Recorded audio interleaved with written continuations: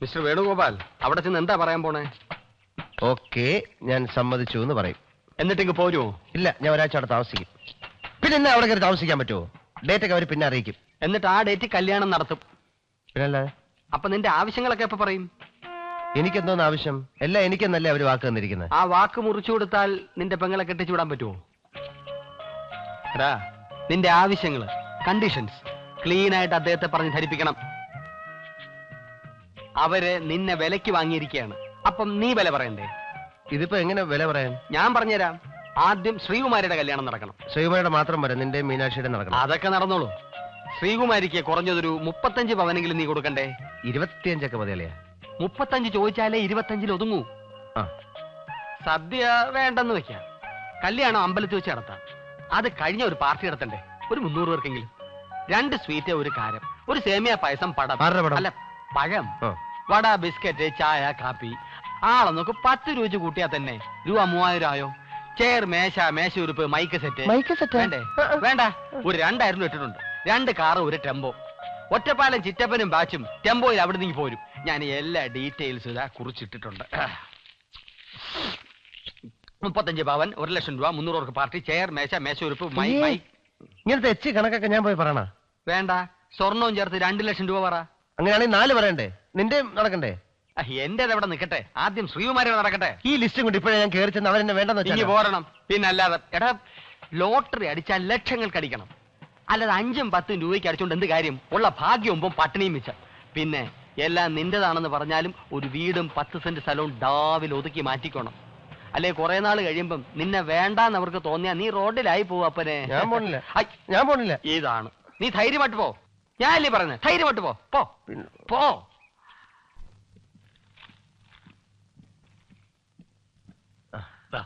വേണു വന്നിട്ട് കുറെ നേരമായോ? ഇരിക്കിരിക്ക്. എന്തായി? അമ്മ എന്ത് പറഞ്ഞു? ആദ്യം സമ്മതിച്ചില്ല. പിന്നെ ഞാനെല്ലാം പറഞ്ഞ് മനസ്സിലാക്കി. പെങ്ങന്മാരുടെ കല്യാണം നടക്കുന്നതിന് മുമ്പ് എന്റെ കല്യാണം. പെങ്ങന്മാരുടെ കല്യാണം നടത്തണം. അതുകൂടാതെ വേണു എന്തെങ്കിലും പറയാനുണ്ടോ?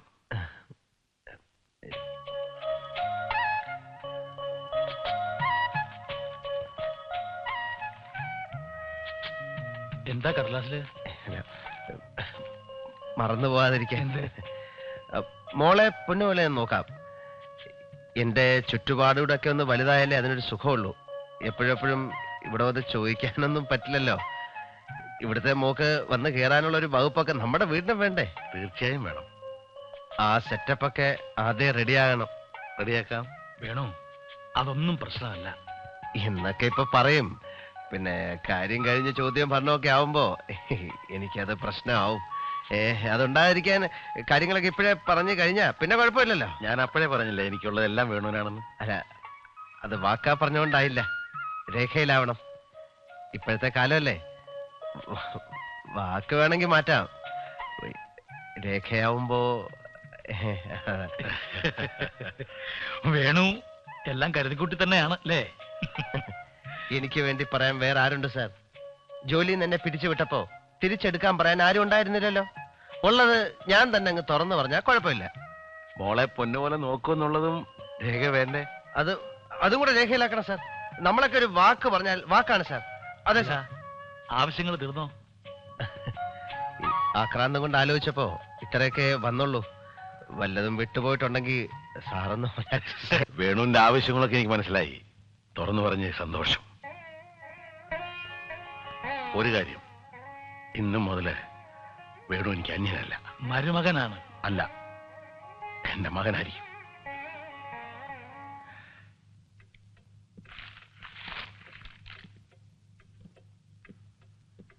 മോളെ, നിന്റെ പ്രതിശ്രുതവരനുമായി ഒരു ഇന്റർവ്യൂ വേണമെന്ന് പറഞ്ഞിരുന്നല്ലോ. താ കൊടുത്തിട്ടുണ്ട്, തുടങ്ങിക്കോളൂ. ഇരിക്കാം. ഞങ്ങൾക്ക് സ്വകാര്യമായിട്ടാണ് സംസാരിക്കാനുള്ളത്. ഓ, ഓക്കെ, മാറിത്തരാം. പക്ഷെ ഞാൻ അപ്പുറത്തുണ്ട് എന്നൊരു ഓർമ്മ വേണം. ഇരിക്കൂ വേണുഗോപാൽജി. അയ്യേ, ഈ മാഗസിൻ തിരിച്ചാണ് പിടിച്ചിരിക്കുന്നത്. ഓ, ഞാൻ സാധാരണ ഇങ്ങനെയാണ് വായിക്കാറുള്ളത്. അത് ശരി. നമ്മൾ തമ്മില് ഇങ്ങനെയൊക്കെ ആയി തീരുമെന്ന് വിചാരിച്ചിരുന്നോ? ഇത്രത്തോളം വിചാരിച്ചിരുന്നില്ല. അതാ എന്റെ അച്ഛൻ. ജോലിയിൽ നിന്ന് പിരിച്ചുവിട്ടപ്പോ ദേഷ്യം തോന്നിയില്ലേ? ഇപ്പോ വേണുഗോപാൽ ജിക്ക് എന്ത് തോന്നുന്നു? ഒരു ലോട്ടറി അടിച്ച സുഖം. ഓ എനിക്ക് 1-2 ചോദ്യങ്ങൾ ചോദിക്കാനുണ്ട്. 1-2 ആക്കണ്ട, ഇഷ്ടം പോലെ ചോദിക്കാൻ, ഞാൻ ഇരുന്നുതരാം. ഇരുന്ന് തന്നാ പോരാ, മറുപടി തരണം.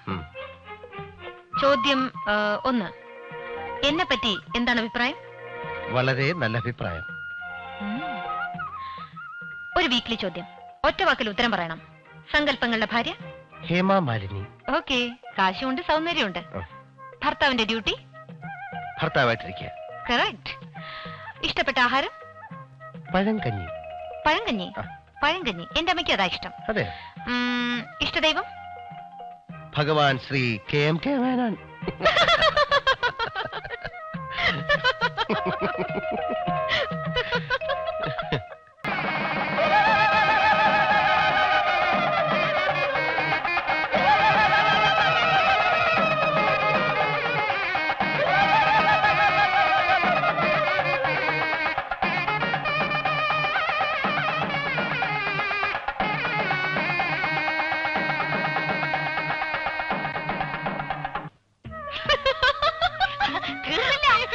ഞാൻ പറയുന്നേക്ക്.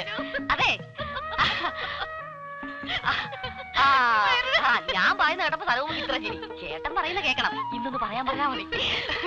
കേട്ടോ മീനു, ഫ്രെഡിയെങ്കിൽ വന്നതിനോട് ചോദിച്ചപ്പോ ഞാൻ പറഞ്ഞു എനിക്കൊരു കളിപ്പാട്ടം പോലെ ഒരു ഭർത്താവിനെ വേണം. അത് തന്നെ തരൂ, ശരിക്കും ഒരു കളിപ്പാട്ടം. കൂടെ കൂടെ തീ കൊടുത്ത് വിടണമെന്നേ ഉള്ളൂ കളിപ്പാട്ട ചേട്ടൻ. അയ്യോ, കളിപ്പാട്ട ചേട്ടൻ വിളിക്കാൻ കൊള്ളാം. ഹലോ, കളിപ്പാട്ട ചേട്ടനാണോ? അതെ, താങ്കൾ ആരാണ്? ഞാൻ സരോ വില്ലയിലെ സരോ ആണ്. ഇന്ന് സരോ രാത്രിയല്ലേ? അതെല്ലോ. എന്നാൽ അങ്ങനെ ആവട്ടെ, കിടന്നുറങ്ങിക്കോളൂ. All the best. പറഞ്ഞില്ലേ അത്രേ പറ്റുള്ളൂ. ഇല്ല ഇല്ല, അത്രേ പറ്റുള്ളൂ. കിടന്നുറങ്ങിക്കോളൂ. ഞാൻ പാടാം. ആരീരോ സരോമോ ഹരീരോ കളിപ്പാട്ട ചേട്ടൻ. വേണു, വേണു, എന്താണ് മക്കളെ മീനാക്ഷിയെ കാണാനില്ല. കാലത്തെ അമ്പലത്തിൽ പോയത് ഒറ്റയ്ക്കാ പോയത്. പ്രായപൂർത്തിയായ ഒരു പെണ്ണ് ഒറ്റയ്ക്ക് അമ്പലത്തിലേക്ക് അയക്കാൻ അമ്മയ്ക്ക് എങ്ങനെ മനസ്സ് വന്നു? ഞാൻ അമ്പലത്തിൽ പോയി നോക്കി, നടയടച്ചു. നടയടച്ചോ? ആരോട് ചോദിച്ചിട്ട്? ആരോട് ചോദിച്ചിട്ട് അവളെ ഒറ്റയ്ക്ക് അയച്ചെന്ന്? ഞാൻ ഇനി എവിടെ പോയി അന്വേഷിക്കും? അമ്മ പറ, എന്ത് പറ്റി വേണു? മീനാക്ഷിയെ കാണുന്നില്ല അമ്മ. കാലത്തെ അമ്പലത്തിൽ പോയത്. വല്ല ഫ്രണ്ട്സിന്റെ വീട്ടിൽ പോയായിരിക്കും. വരും കാർത്തി. വേണു മേഘത്തേക്ക് വിളിച്ചോണ്ടു. വന്നോട്ടെ. പരിഭ്രമിക്കാൻ ഒന്നുമില്ല വേണു. ആരൊക്കെ അവളുടെ ഫ്രണ്ട്? അവക്ക് അങ്ങനെ ഫ്രണ്ട്സ് ഒന്നും ഇല്ല അമ്മാവ.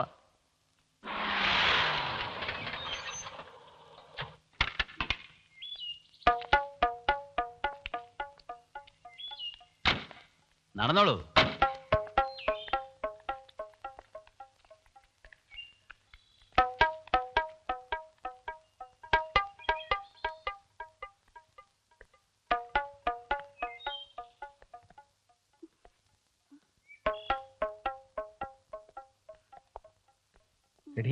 വേണു, എന്നോട് ക്ഷമിക്കണം.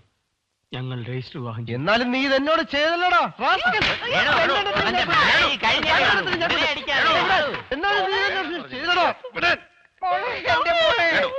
അമ്മേ, ഞങ്ങളോട് പുറത്ത് ഞങ്ങൾ രജിസ്റ്റർ മാരേജ് ചെയ്തു. അമ്മ, അമ്മ മിണ്ടരുത്. ഞാനിത് അനുവദിക്കില്ല. നിന്നെ ഞാൻ വെച്ച് പൊറപ്പിക്കില്ലടാ. വേണ്ട, കൊല്ലെന്നെ. എത്ര നാൾ ഞാൻ സഹിക്കും? നീയെങ്കിലും എനിക്ക് മീനാക്ഷിക്ക് വേണ്ടി നിൽക്കുമെന്ന് വിചാരിച്ചു. നീ ആളാകെ മാറിപ്പോയി.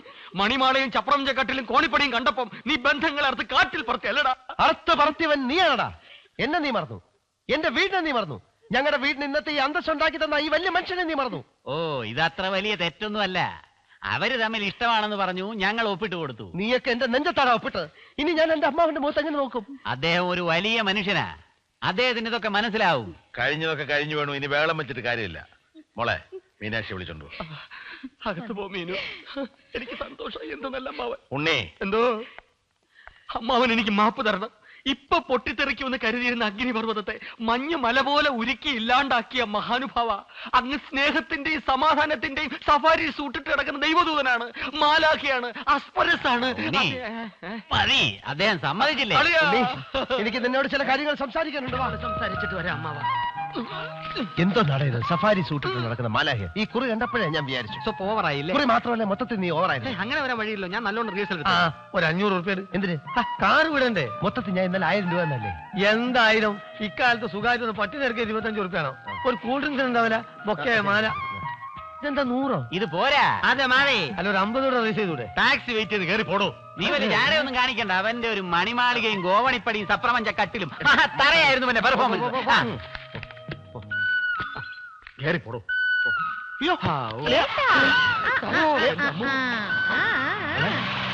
ഇതായിരുന്നു പരിപാടി അല്ലേ? ഒത്തുകളി. എനിക്ക് അപ്പോഴേ തോന്നി ഞാൻ അച്ഛനോട് പറഞ്ഞു കൊടുക്കും. ഞാൻ പറയുന്നത് ഒന്ന് കേക്ക്. നമ്മുടെ ഉണ്ണിയല്ലേ, നമ്മുടെ മീനാക്ഷിയല്ലേ, ഇപ്പൊ പറഞ്ഞാലേ ഒന്നും ശരിയാവത്തില്ല. കുറെ നാൾ കഴിഞ്ഞ് അമ്മാവനോട് ഞാൻ എല്ലാ കാര്യവും പറയാം. അതുവരെ പറയരുത് പ്ലീസ്. ഇല്ല പറയില്ല. അച്ഛാ എന്റെ നാക്കനങ്ങിയാലേ കുടുംബകാര്യങ്ങൾ നടക്കുള്ളൂ പറഞ്ഞ എങ്ങനെയാ? രവി തന്നെ അങ്ങോട്ട് പറ. എന്താ ചേട്ടപ്പ? വേണു, രവിയുടെ ബിസിനസ് ഒക്കെ മോശമാണ്, വീട് പണി നടക്കുന്നു, കുറച്ചും കൂടി കാശ് വേണമെന്ന് പറയുക. ഒരു 3 ലക്ഷം രൂപ കിട്ടിയ അല്ല കടമായിട്ടായാലും മതി. ആ വേണു, ഈ കടം വാങ്ങി പലിശ കൂട്ടുന്നാലും ഭേദം നീ തന്നെ കൊടുക്കുന്നതല്ലേ നല്ലത്. ബിസിനസ് ചെയ്യുന്നവൻ പണം പലിശയ്ക്ക് എടുത്താലേ ബിസിനസ് ശ്രദ്ധിക്കും. ചുമ്മാതെ കിട്ടുമ്പോ അതിന്റെ വില അറിയില്ല. കരുണൻ ചിറ്റപ്പൻ എപ്പോ എത്തി? 19 വർഷമായേ. തന്നെ ഓ പഴയ വീട്ടിലേക്കുള്ള വഴിയൊന്നും അറിഞ്ഞൂടായിരിക്കും ഇപ്പോ. എന്ന് വെച്ചോ. ഞാൻ മീനുവിനെ രജിസ്റ്റർ മാരേജ് ചെയ്ത് ചിറ്റപ്പന്റെ TNDA മുടക്കിയതിന്റെ വെറുപ്പാണ് അളിയായത്. എനിക്കെന്തിനാ നിന്റെ നക്കാപ്പിച്ച TIDയും എന്റെ വേണുക്കുട്ടുള്ളപ്പോ? കൈമണി കൈമണി. ആ രവിളി, എന്തൊക്കെയുണ്ട് വിശേഷം? ശ്രീകുമാരിക്ക് വിശേഷമാ, അത് പറയാനാ രവി വന്നത്. അതെന്ത് വിശേഷം? അയ്യോ ഞാൻ അറിഞ്ഞേ ഇല്ല. കരുണാജിലേഷൻ. പോയ പോക്ക് കണ്ടോ? എന്നെ കണ്ണെടുത്താ കണ്ടൂടാ മുത്തശ്ശി. എനിക്കും അതുപോലെ തന്നെ. അല്ല, എനിക്ക് ഇന്ന് തന്നെ അങ്ങ് പോണം. നീ എന്തെങ്കിലും ഒന്ന് പറ. ചോദിക്കുമ്പോ ലക്ഷങ്ങൾ ഞാൻ എവിടെ നിന്ന് എടുത്തിട്ട് കൊടുക്കാനമ്മേ? നോക്കട്ടെ. നോക്കിയാ പോരാ, ഒരു നല്ല കാര്യം പറയാൻ വന്നതാ രവി. അവൻ ചോദിക്കുന്നത് കൊടുക്കണം, വെറും കൈയോട് അയക്കരുത്. അളിയനെന്താ റിസർവ് ബാങ്ക് ആണോ ചോദിക്കുമ്പോ എടുത്ത് കൊടുക്കാൻ? Good morning doctor.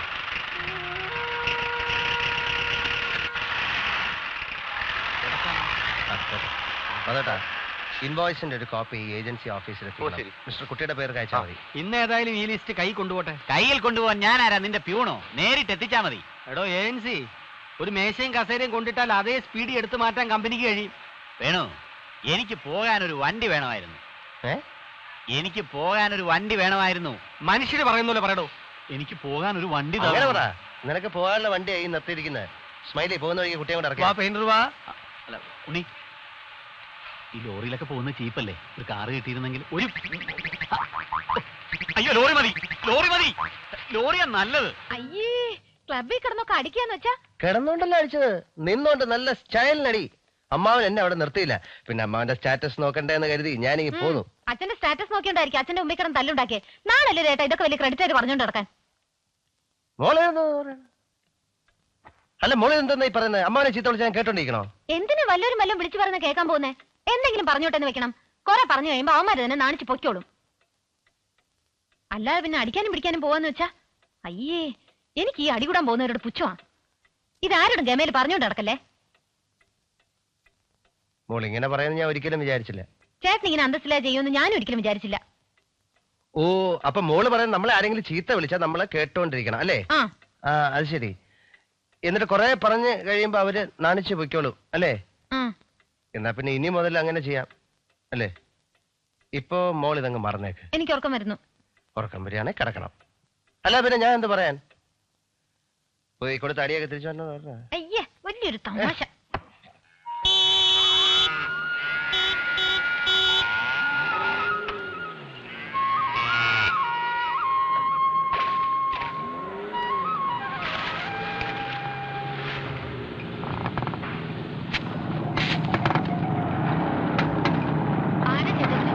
നമ്മുടെ പരിചയക്കാരാ, രഞ്ജിയുടെ ഗ്യാങ്ങാ ഇന്നലെ ഉടക്കിയത്. ഇവരെന്തിനാ നമ്മുടെ വഴി തടയുന്നത്? വഴി തടയൊന്നുമല്ല, നമ്മളെ രണ്ടുപേരെയും ഒന്നിച്ച് കണ്ട സന്തോഷം കൊണ്ട് നിർത്തിയ. നമ്മളെ ഇങ്ങനെ കണ്ടിട്ടില്ലല്ലോ. എന്താടാ ഇറങ്ങ. അമ്മായിപ്പം കൂടെ ഉണ്ടെങ്കിലേ ചെനക്കത്തുള്ളല്ലേ? ആയോ ഈടിച്ച് കൂമ്പുപാടി കളയും. ആരുമില്ല, നമ്മൾ നമ്മുടെ സ്റ്റാറ്റസ് നോക്കണ്ടേ? ആളാണെങ്കി ഇറങ്ങി വരാൻ പറയടി. അവരങ്ങനെയൊക്കെ പറയും, കേട്ടില്ലെന്ന് വെച്ചാ മതി. കുറെ പറഞ്ഞു കഴിയുമ്പോ അവര് നാണിച്ച് തിരിച്ചു ചോദിക്കുള്ളൂ. തന്തയ്ക്ക് പറഞ്ഞവനാണെങ്കി ഇറങ്ങി വന്ന് പറയടാ. ഇന്നലത്തെ കണക്ക് ഇന്ന് തീർക്കണം ഞങ്ങൾക്ക്, അല്ലെങ്കിൽ അവളെയും ഇറക്കി വിട്. അനങ്ങനല്ലേ മോൾ ഇന്നലെ പറഞ്ഞേ? എന്നാലും അവന്മാര് ഇത്രയൊക്കെ പറയുമ്പോ കുറച്ച് കഴിയുമ്പോ നാണിച്ച് തിരിച്ചു പോയിക്കോളൂ എന്നല്ലേ മോൾ ഇന്നലെ പറഞ്ഞേ? അനങ്ങണ മോള് പറഞ്ഞ അനങ്ങണം. പിന്നെ വീട്ടിൽ ചെന്ന് കമന്ന് കിടന്ന് അടി കൂടാൻ പോകുന്നവരെ പുച്ഛമാണ്, മോളുടെ മുമ്പിൽ കിടന്ന് അടി കൂടി എന്നൊന്നും പറയരുത്. പോട്ടെ, ഇവിടെ ഇരുന്ന് എല്ലാം ഇത് കൂടെ നോക്കി കണ്ടോ കേട്ടാ. കുറച്ച് മാറു ചേട്ടാ, മറി. തന്തയ്ക്ക് പറഞ്ഞവനാണോ എന്ന് ചോദിച്ചില്ലേ, അതുകൊണ്ടാ ഇറങ്ങി വന്നത്. നീ എന്താ ട്രൈൻ ചെയ്യുന്ന?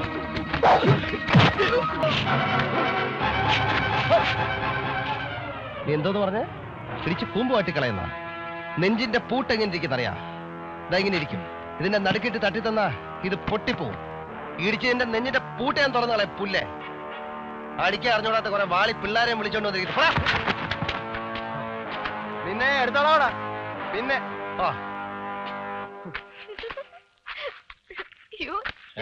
ചേട്ടാ ഏ